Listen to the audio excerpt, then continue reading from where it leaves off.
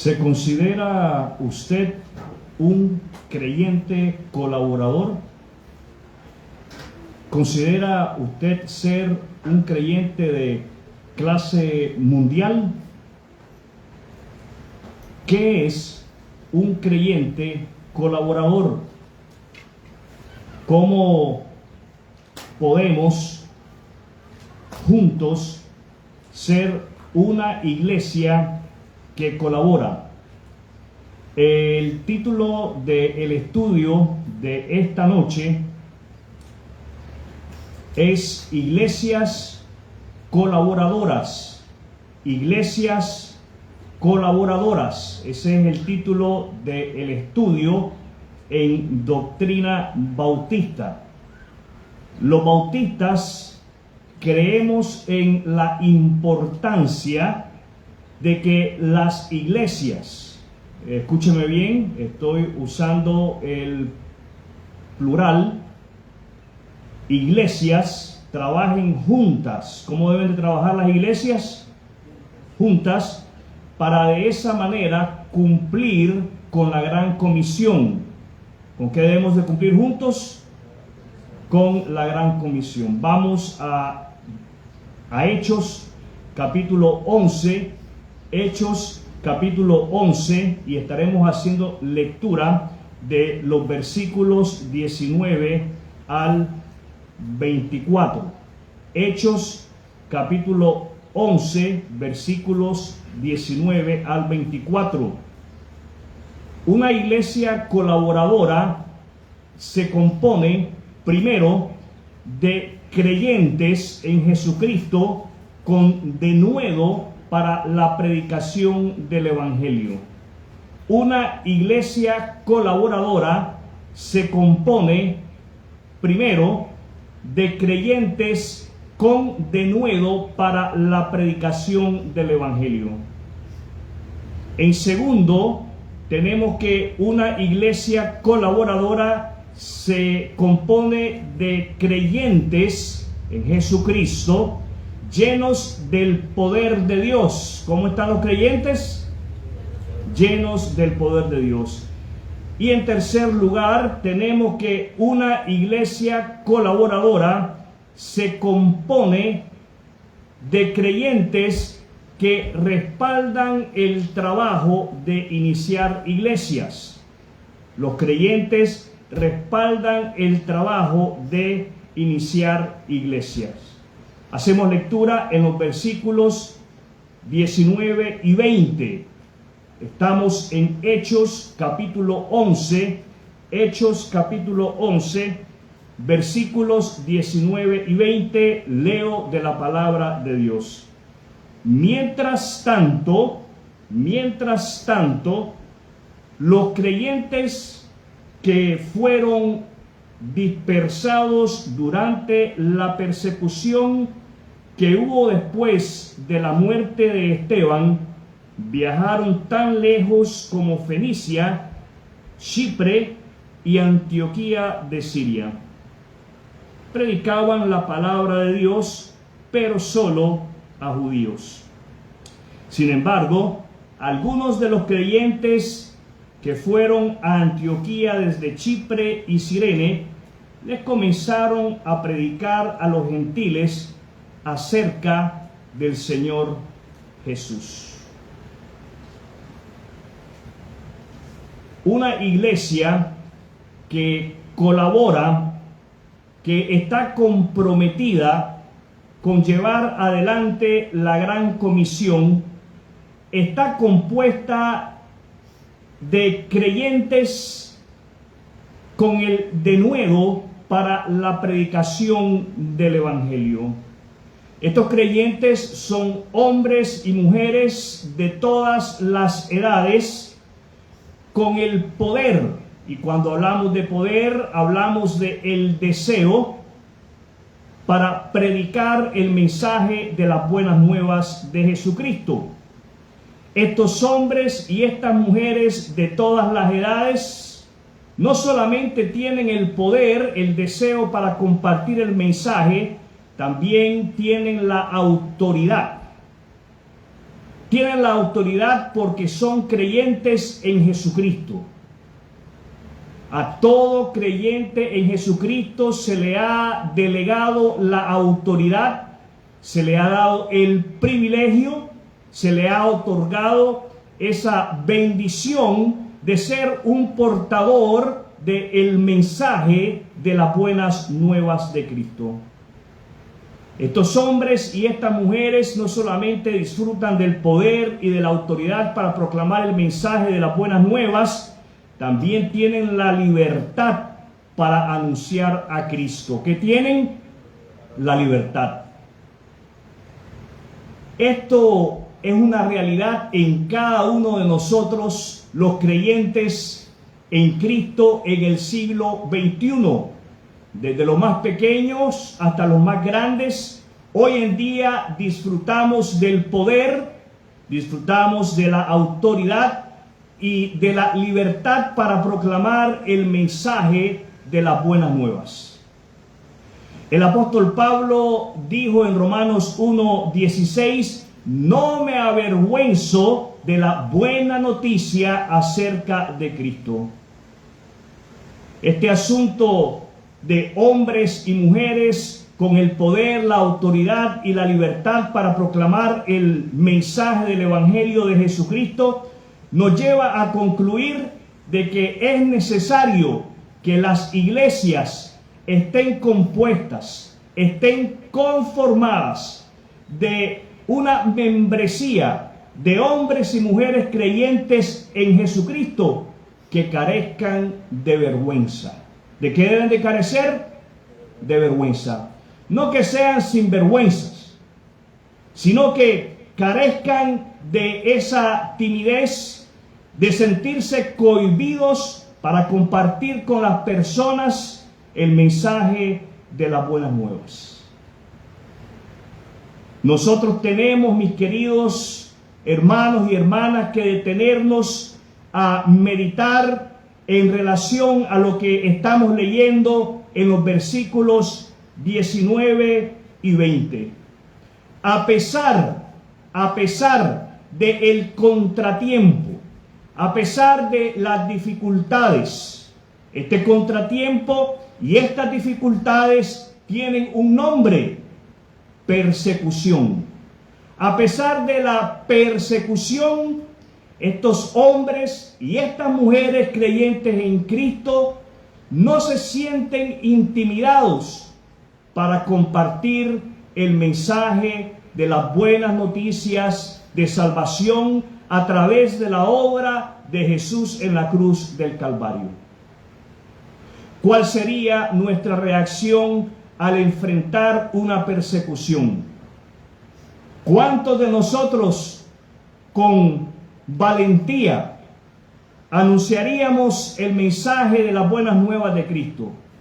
¿Cuántos de nosotros sin temor, más bien con poder, con autoridad y libertad, proclamaríamos al Cristo resucitado que nos ofrece vida, esperanza y salvación? Esto, mis hermanos y mis hermanas, es el resultado de estar llenos del poder de Dios. Estos creyentes estaban llenos del poder de Dios. ¿De qué estaban llenos? Del poder de Dios. Ponga atención a lo que leemos en el versículo 21. El poder del Señor estaba con ellos, y un gran número de estos gentiles creyó y se convirtió al Señor. Un gran número de no judíos, un gran número de incrédulos vino a los pies de Cristo gracias a la predicación de estos hombres y estas mujeres que estaban llenos del poder de Dios. Esta es una razón por la cual la iglesia debe de estar formada, debe de estar compuesta de creyentes llenos del poder de Dios. ¿De qué necesitamos estar llenos? Del poder de Dios. ¿Quién es el creyente que está lleno del poder de Dios? El creyente que está lleno del poder de Dios es aquel que, apreciando y valorando lo que es el Evangelio, lo que es el mensaje de las buenas nuevas de salvación en Cristo Jesús, vive agradecido con Dios. ¿Cómo se vive? Agradecido con Dios. ¿Cómo se vive? Agradecido con Dios. El poder de Dios, mis queridos hermanos y hermanas, se manifiesta de muchas maneras. Una de ellas es a través de un creyente agradecido. Ponga atención, he ahí la necesidad que usted y yo tenemos, desde el más joven hasta el más adulto, de detenernos a meditar, de detenernos a pensar en el valor, en la significancia del sacrificio de Jesús en la cruz del Calvario. Solamente cuando usted y yo nos detenemos a meditar en los sufrimientos de Cristo, es que vamos a lograr apreciar y valorar tan grande sacrificio. Es ahí, en ese momento, a través de esa acción reflexiva, que usted y yo vamos a poder crecer, vamos a poder ir madurando día a día en nuestro agradecimiento hacia el Señor. El agradecimiento a Dios se materializa cuando el creyente colabora en la obra de plantar iglesias. ¿Usted quiere saber si usted es un creyente agradecido? Usted va a poder descubrir que usted le agradece a Dios por lo que Él ha hecho por usted a través de Cristo, involucrándose, comprometiéndose a apoyar de una manera incondicional el plantar iglesias. Y no solamente el plantar iglesias, sino que el ser parte de ese proceso de afirmación, el ser parte de ese proceso de discipulado. Leemos los versículos 22 al 26. Cuando la iglesia de Jerusalén, en la pantalla ustedes pueden observar un mapa, y en la parte inferior del mapa está Jerusalén. Y se nos habla de la iglesia en Jerusalén.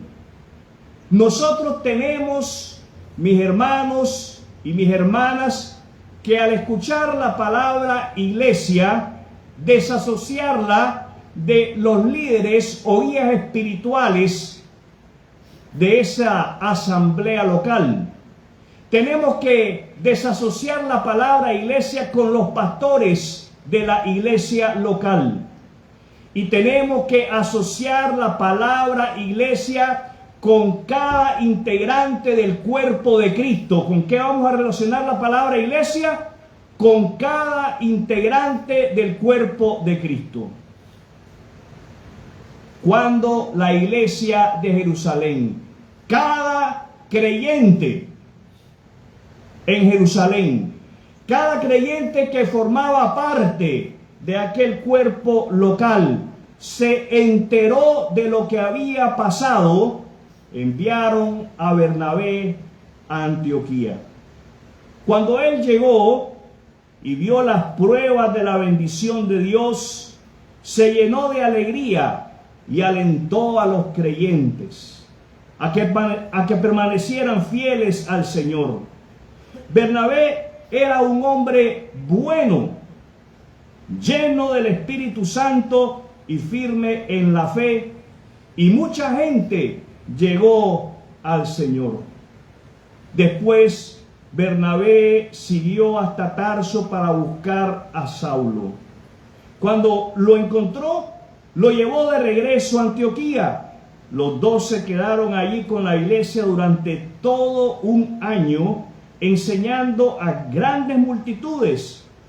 Fue en Antioquía donde por primera vez a los creyentes los llamaron cristianos. Una iglesia colaboradora debe de estar compuesta por creyentes que apoyan la obra de plantar iglesias. Escuche bien, una iglesia que está seriamente comprometida con la gran comisión, con cumplir con este mandamiento, y debemos de entender que es un mandamiento, debe de estar compuesta por creyentes que apoyan la obra de plantar nuevas iglesias. Quiero que observemos lecciones importantes en estos versículos 22 al 26. Lo primero que quisiera que observaran es que es la asamblea, los creyentes en Cristo, los que encomiendan, los que envían a otros creyentes. ¿Quiénes envían? La iglesia envía. La iglesia manda al campo misionero a otros creyentes para que sean de apoyo, para que sean de respaldo. En este caso leemos que la iglesia en Jerusalén envía a Bernabé y lo envía a un lugar donde apenas florecía una nueva iglesia, y envían a Bernabé para que él confirme, afirme aquella obra de la cual ellos han escuchado que ha nacido en aquel lugar. Llega Bernabé a Antioquía y él se goza en la obra de Dios. ¿Qué hace Bernabé? Se goza en la obra de Dios y alienta a que los creyentes permanezcan fieles en el Señor. De la misma manera como Bernabé fue con esa misión a este lugar donde florecía aquella iglesia en Antioquía, los alienta a que permanezcan en la fe de Cristo, a que no retrocedan a pesar de la persecución, a pesar de los problemas que se les puedan venir encima. Usted y yo estamos llamados a hacer lo mismo. Estamos llamados a alentarnos los unos a los otros. La iglesia encomienda. ¿Qué hace la iglesia? Encomienda. Los creyentes encomiendan. Y los que son encomendados, los que son enviados, van. ¿Qué hizo Bernabé? Él fue. Ahora en el versículo 24 se nos dan algunas pautas que nosotros podemos utilizar para enviar a hermanos al campo misionero. Leemos en el versículo 24 algunas características espirituales en la vida de este hombre, en la vida de Bernabé. Primero leemos que era un hombre bueno, era un hombre dedicado a hacer el bien. ¿A qué se dedicaba Bernabé? Bernabé se dedicaba a hacer el bien. Bernabé se dedicaba a hacerle el bien a las personas que estaban a su alrededor. Lo segundo que podemos notar es que Bernabé era un hombre lleno del Espíritu Santo. Esto quiere decir que Bernabé era un hombre que se sometía su vida, sometía sus pensamientos, sometía sus decisiones a la guía y a la voluntad de Dios. Guía que se hace posible en el creyente en Jesucristo gracias a la presencia del Espíritu Santo de Dios en él. Y lo tercero que nosotros podemos observar en este versículo 24 es que Bernabé era un hombre firme en la fe. ¿Qué clase de hombre era Bernabé? Firme en la fe. Bernabé caminaba espiritualmente con pasos firmes, sin titubeos. Bernabé no daba indicios de flaquear en su fe en Jesucristo. Como dirían algunos por ahí, Bernabé no miraba hacia atrás. Bernabé no caminaba hacia atrás ni para agarrar impulso.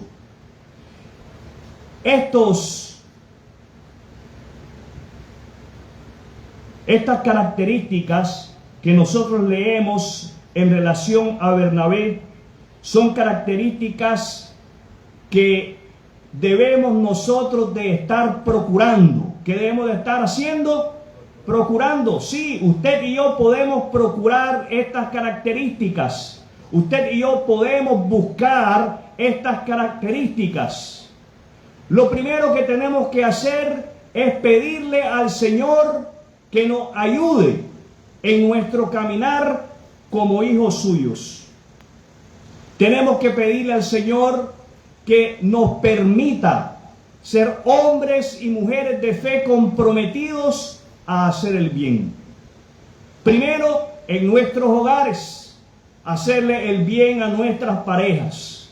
El esposo a la esposa al esposo, los padres a los hijos a los padres. En segundo lugar, en nuestra comunidad de fe, usted y yo debemos estar comprometidos a hacer el bien a aquellas personas que forman parte de este cuerpo local. Y en tercer lugar, usted y yo debemos de estar comprometidos a hacerle el bien a aquellas personas que aún no conocen a Cristo y que por esa razón no forman parte de este cuerpo local o de otro cuerpo local. Usted y yo debemos de hacernos el compromiso de hacerle el bien a las personas que están en la comunidad en la que Dios nos ha colocado a vivir. Ese debe de ser nuestro compromiso, hacer el bien. ¿Cuál debe de ser nuestro compromiso? Hacer el bien. Haz el bien y no mires a quién. Ese debe de ser nuestro lema de vida.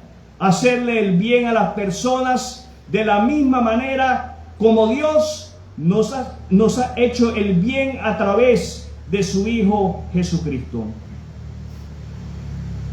Es por medio de la oración y de la lectura de la palabra de Dios que vamos a buscar la llenura del Espíritu Santo. El creyente que se alimenta de la palabra de Dios satisface su hambre, su necesidad espiritual. Esto, mis queridos amigos y hermanos, es una lucha constante en cada uno de nosotros. La realidad es que todos batallamos con llevar disciplinadamente un plan de lectura. Todos batallamos. No hay nadie entre nosotros que pueda decir que no tiene esa lucha espiritual. Satanás, el enemigo de nuestras almas, está interesado en que nosotros hagamos pasar hambre a nuestro espíritu. Él está interesado en que no seamos fortalecidos con la lectura de la palabra de Dios. Ahora, a la lectura de la palabra de Dios tenemos que incluirle la meditación. ¿Qué hay que incluirle? La meditación. Usted y yo tenemos la necesidad de meditar en lo que hemos leído. Usted y yo tenemos la necesidad de en lugar de pensar en los problemas que nos rodean, pensemos en las promesas que Dios nos hace a cada uno de nosotros, sus hijos, a través de su palabra. Para poder usted y yo pensar en las promesas que Dios nos hace, hay una promesa ahí en Mateo 28, versículos del 18 hacia abajo, 19, 20, 21. Jesús dice: y yo les prometo que voy a estar con ustedes hasta el fin. Y yo les prometo que voy a estar con ustedes hasta el fin. La presencia de Cristo en la vida del creyente es constante. No hay momento, mi querido hermano y hermana, en que Cristo sea ausente, en que Cristo se retire. Ahora ponga atención, esta promesa que Jesús le hizo a sus discípulos y nos la ha hecho a cada uno de nosotros también que creemos en Él, es una promesa para aquellos que están comprometidos con la proclamación del Evangelio. Jesús les dijo: vayan por todo el mundo y hagan discípulos. Es ahí donde Jesús les encomienda, les encarga, les manda a que vayan y prediquen el mensaje de las buenas nuevas, mensaje de esperanza para el hombre perdido. Y Él les dice: mientras ustedes van y comparten y hablan con las personas de mí, yo voy a estar allí con ustedes. Cuando usted le está hablando a alguien de Cristo, Cristo está allí con usted. Cristo está allí en medio de ustedes. No se sienta amedrentado, no se sienta intimidado. Cristo está con usted, lo oigo. Esa es la promesa que Él nos ha hecho. La meditación de la palabra de Dios debe de ser una prioridad. Y luego, mis hermanos, jóvenes y adultos por igual, tenemos la responsabilidad de memorizar la palabra de Dios. ¿Cuál es nuestra responsabilidad? Memorizar la palabra de Dios. Tenemos, usted y yo, si queremos hacerle frente a la tentación, a las dudas, al desánimo, a la frustración, que memorizar la palabra de Dios. Es en esos momentos de crisis, en los momentos de desánimo, en los momentos de duda, que el Espíritu Santo va a traer a nuestras mentes la palabra de Dios, va a traer a nuestra mente aquello que hemos memorizado. Y es así como el Espíritu Santo nos va a fortalecer, nos va a animar, nos va a restaurar, nos va a confortar, nos va a consolar. En la lectura del Evangelio de hoy, en Juan capítulo 16, varias veces Jesús hace referencia al Espíritu Santo como el Consolador. ¿Quién es el Espíritu Santo? El Consolador. ¿Sabe que el Espíritu Santo de Dios que mora en usted está en usted para consolarlo, para alentarlo, para animarlo? Es la importancia de que usted y yo hagamos uso apropiado de la palabra de Dios. Leamos la palabra de Dios, meditemos en la palabra de Dios, memoricemos la palabra de Dios, vivamos la palabra de Dios.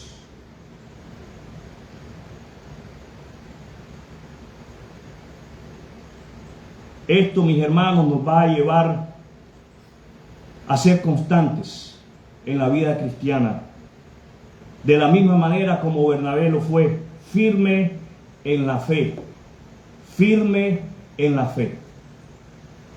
¿Cómo es tu caminar? Puedes decir que tú eres un hombre una mujer constante en la fe, que eres firme en tu caminar como creyente. Pon atención al resultado de caminar con firmeza. Mucha gente llegó al Señor. El Señor utilizó a Bernabé para que él fuese el medio por el cual otros escuchasen y llegasen a conocer a Cristo. De la misma manera, mi querido hermano, mi querida hermana, desde el más pequeño hasta el más grande, Dios quiere que usted sea ese medio por el cual muchos escuchen de Cristo a través de tus labios. Y no solamente que escuchen, sino que también lleguen al Señor a través de tus labios. Estas características en la vida de Bernabé son posibles en la vida de cada uno de nosotros, gracias al Espíritu Santo de Dios, y si las deseamos. ¿Qué deseas más aquí en esta tierra? Hágase usted esa pregunta. ¿Qué deseo yo más aquí en esta tierra? Si hay algo que usted y yo debemos de desear más aquí en esta tierra, es ser instrumentos de honra en la casa de Dios. El apóstol Pablo escribe en una de sus epístolas que en la casa de Dios hay instrumentos deshonrosos y hay instrumentos honrosos. Hay instrumentos para deshonra y hay instrumentos para la honra de Dios. Y si hay algo que usted y yo debemos de proponernos ser en oración, es esa clase de instrumento que va a traer gloria y honor al nombre de nuestro buen Dios y Salvador. Después Bernabé siguió hasta Tarso para buscar a Saulo. Bernabé sale de Jerusalén, lo tienen ahí en el mapa de la pantalla, llega hasta este lugar donde lo había enviado la iglesia en Antioquía, y de ahí él ve la necesidad de buscar a Saulo, a Pablo. Y podemos apreciar en el mapa que él viaja hasta Tarso, donde se encontraba Pablo. Y fíjense bien cuál es el propósito del viaje de Bernabé. Cuando lo encontró, estoy leyendo en el versículo 26, lo llevó de regreso a Antioquía. Los dos se quedaron ahí con la iglesia durante todo un año, enseñando a grandes multitudes. El propósito de este buen hombre de Dios era el de discipular, el de darle crecimiento a esos nuevos creyentes. Y así es como usted y yo debemos vivir si queremos ser esa clase de creyentes que apoyan la obra de plantar iglesias. Debemos de proponernos. Fíjense bien, Saulo y Bernabé invirtieron un año de su vida. No estoy diciendo que gastaron un año de su vida. Invirtieron. Discipular es una inversión. Darle crecimiento a los nuevos creyentes es una inversión. Y la mayor inversión que usted y yo tenemos es en el hogar. ¿Dónde está la mayor inversión? En el hogar. Los hombres según la palabra de Dios y de acuerdo a la palabra de Dios, somos cabeza del hogar. ¿Qué somos los hombres? ¿Qué somos los hombres? ¿Qué somos los hombres? Cabeza del hogar. Mi hermano, es sobre usted que cae el gran peso, la gran responsabilidad de guiar a su esposa en la fe de Cristo, para que, como leemos aquí en relación a Bernabé en el versículo 24, su esposa sea una mujer que camina firme en la fe de Cristo. Es sobre nosotros que cae la responsabilidad de enseñarle a nuestros hijos las grandes verdades del mensaje del Evangelio de Cristo. Usted y yo tenemos la responsabilidad de guiar a nuestros hijos a que, si no han conocido a Cristo, lo conozcan, y si ya lo conocen, que lo obedezcan.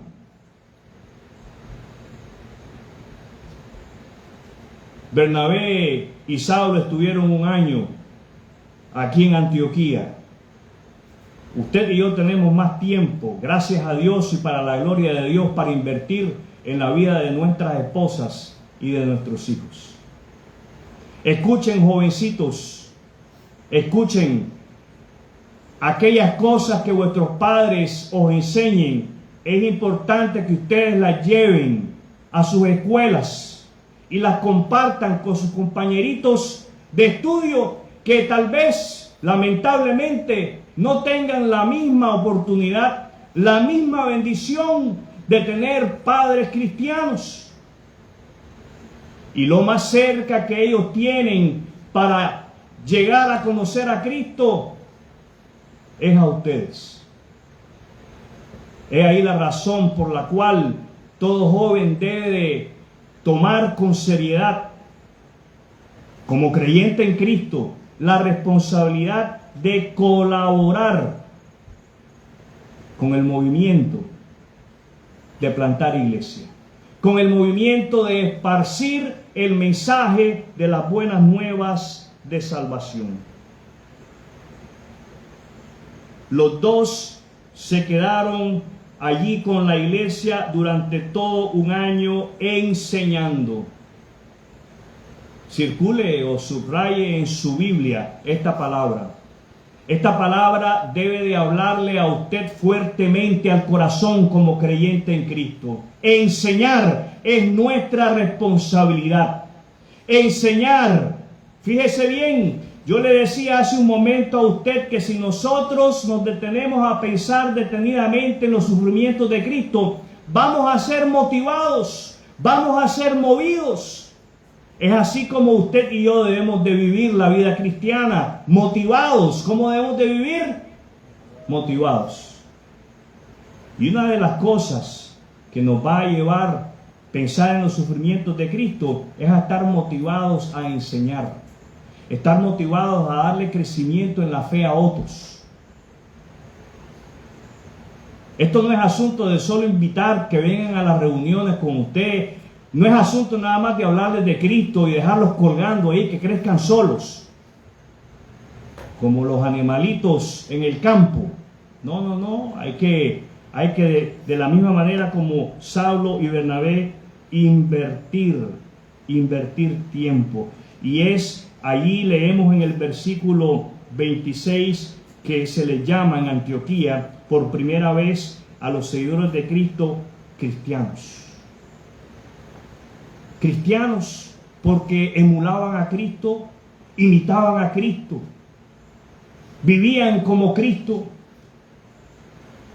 Qué dicha es para cada uno de nosotros que las personas, al ver que emulamos a Cristo, que imitamos a Cristo, que vivimos como Cristo, que hablamos como Cristo, nos digan: tú eres cristiano.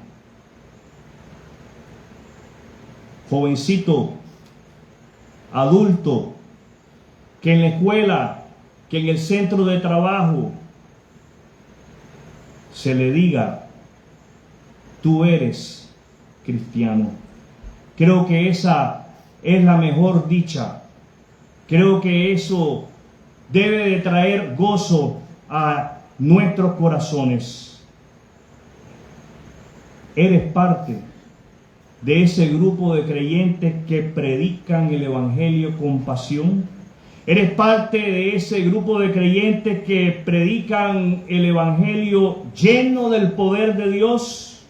Eres parte de ese grupo de creyentes que constantemente, con un compromiso serio y determinado, está apoyando la obra de plantar iglesias. Si no eres creyente en Jesucristo, quiero preguntarte, ¿dónde pasarás la eternidad el segundo después de tu muerte? Eso es todo lo que va a tomar para saber a dónde te vas a encontrar después de morir. Menos de un segundo.